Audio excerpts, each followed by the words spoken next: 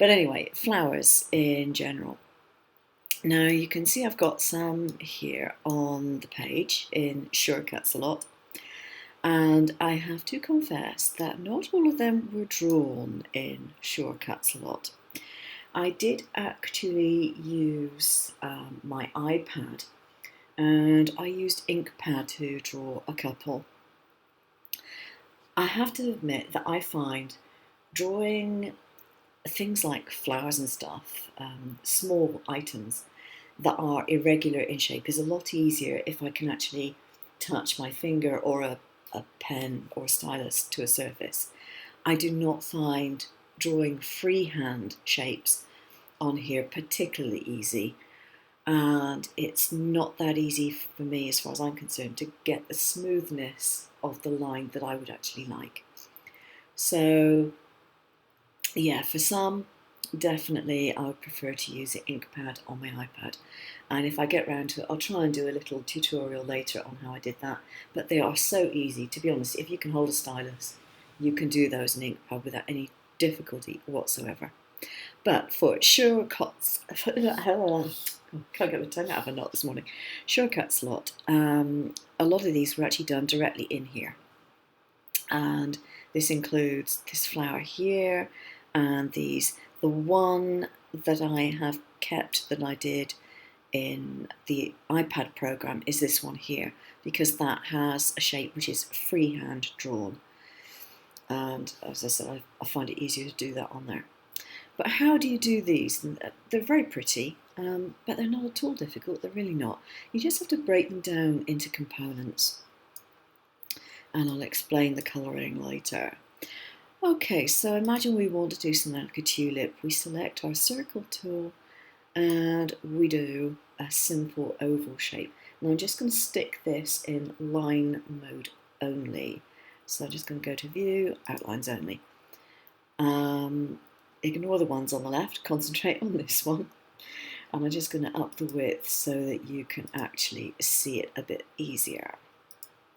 So we have an oval, and I'm simply going to copy and paste, right click, paste, and I'll give myself a spare. Okay, so I've got a spare one. And I have 3 ovals. The first one is going to be central one. And then these 2 will go on either side, and all I have to do is ever so slightly rotate it, bring it in, and do the same with the other one. But I'll rotate it in place, just little fractions, very, very little in it. And then I'll bring that one into there. Okay. And then I'm going to line them up so that all the bases are equally on the bottom. You might decide that you want to take that middle one and actually move it up a little. You might. Hang on, let's see if we got that. There we go. I've moved it up quite a lot. But you don't necessarily have to move it at all. You might decide that you don't want to. Now that is the basic shape of the petals, and what I'm going to do is I'm going to select all this lot, copy and paste. So I have a duplicate, and the reason for that is this duplicate is going to have the path unionized. That would be our outside cut line if we were just drawing the head of the tulip. Now how do you do stalks? Stalks freehand are quite difficult. Stalks need to be done again with the ellipse tool, and do a big oval and do another one. And you can just copy and paste it. To be honest, that's probably the easiest way around it, because you'll get the right result. And in fact, if you see I do that now, that doesn't make a very good shape. Okay, take that one away, and I'm just going to copy and paste this one. It's all about the quality, the shapes, the angles. Here we go. Put one slightly to the left or the right, whichever you so wish. And in fact, you could put a cut down the middle and you'd end up with 2 of them. You might as well just copy paste it and flip it. I don't know, whatever you like. So anyway, we have this shape, and what we are going to do is select it all. I'm going to go to the path, and I'm going to go back minus front. And there we are, we have a stalk. So we have the stalk, but we don't have, and I don't know what it's called, the bit that's at the base of the flower. I have no idea what that's called. I'm sure someone will enlighten me at some stage. Okay, so we have another oval, and put that on there, and rotate it a bit so that it looks something like it's on the right position. I don't know. I don't know quite how to describe it, but yeah, it sort of looks right to me. And now I'm going to go to the point edit mode, and I am going to select that point in the middle. I'm going to make it into a sharp V point, and then when I get it again, I'm going to put it in like so. And then I'm going to select this again. Whoops, didn't mean to do that. Didn't mean to do that either. Nope, that's not working. Okay, let's get rid of this one. I started off with the wrong shape, didn't I? Okay, going to go back to my circles again, or ovals. It's not actually circles, it's ovals. Okay, copy and paste. Copy and paste is your friend in this, it really is. Okay, now I'm going to swing one out that way, take the other one and swing it out the other way. Nope, still got hold of that one. I want this one. There we go. I'm going to move that in slightly, select the both of them, and union path for that. Now I'm going to rotate the whole thing, and I'm going to put it so that it looks as though it's the right angle on there. Yeah, I think that's about right. And I am going to union those two together. So we have a stalk. And then if we just move this one out of the way, if I take this one and I rotate it, because flowers are very, very seldom stood upright on stalks.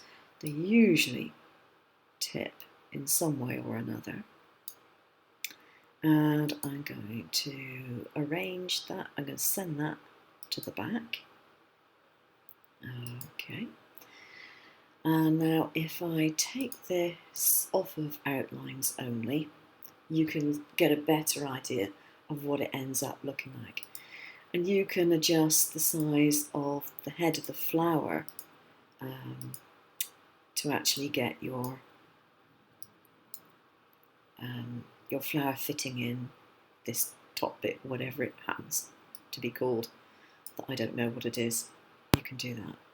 Now at the moment it doesn't look particularly pretty because it's grey, and it doesn't look particularly pretty simply because there's no variation in colour in it. So that's basically how you make the stalk and how you make the flower head. Now I'm going to get rid of this one because it doesn't match my head up here, and it's easier to do this. So I'm just going to copy and paste this one,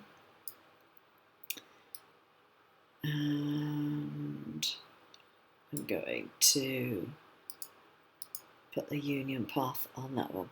Okay, and this one can be made a bit bigger if I so wish, in order to fit my flower head. Now regarding the petals, if you right click and you just check that you don't have them grouped, which I don't, you can either click you can click all of them and make them white so that you can colour them by hand any way that you so wish. Or you can do what I've done with these things and put some colours on them. What I've done is I've gone into the fill colour, and instead of a flat colour I've chosen gradient. Click on the gradient, and you get black and white, and that's not very interesting. But if you go to the presets, you'll find that there are a couple in there. Now these are my presets. This is just what I've done. But if you go to settings, you click on, for example, the left arrow here, and you choose a colour. And you can either use the colour wheel, or you can use this, or one of the other colour methods. So for example, we've got pink on this one, white on the other end, but we could have maybe a deeper colour on that end. And you can play around with these to your heart's content. If you click reverse, it swaps it from side to side. If you do a radial, then you get that effect, and you can also reverse that, so you get that effect. So you can choose whatever you so wish. Now for this particular one, I think a linear fill is better. So I'm going to add that as a preset. I'm going to give it a name, call it violet. It's roughly the colour. Okay. And I'm going to click OK. So I've changed the colour of one of my petals. I'm going to do the same for the middle petal, if I can get it. Here we go. Right. And I'm going to go to gradient.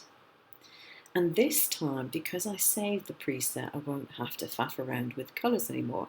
I can go down here, click on violet, and it will put it to the violet for me. And then I can go on the other one and do exactly the same thing.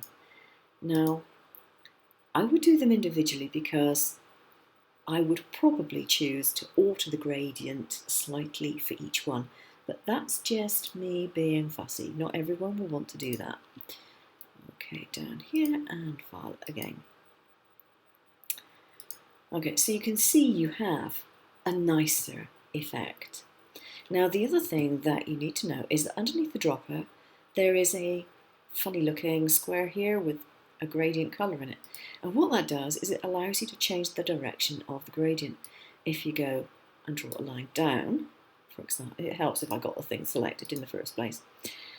Okay, now do that.